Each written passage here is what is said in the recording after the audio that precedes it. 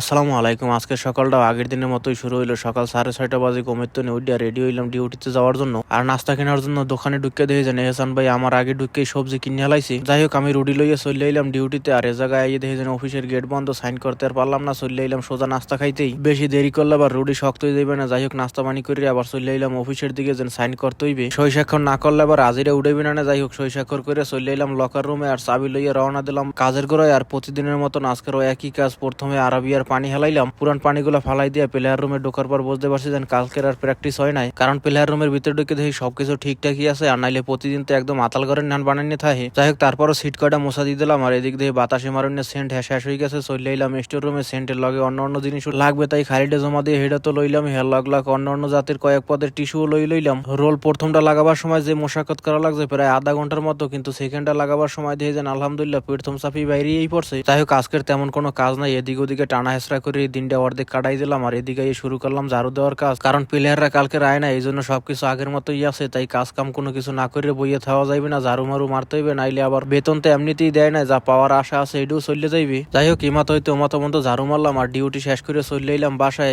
গোসল টোসল দিয়ে রেডি হইলাম খাওয়ার জন্য। কালকে রাত্রে তো মাছ পাক করছিলাম, কিন্তু দেখি অল্প করে এবার করলা বাজি করে গেছে। আমি কই ভালোই হয়েছে, যা আছে লেতা দিয়ে খাইলাম। এরপর মাছের তরকারি দিয়েও খাওয়া শেষ করলাম। আর রাত্রে খাওয়ার জন্য দুইজনে মিলে রেডি করলাম আন্ডা আর আলু।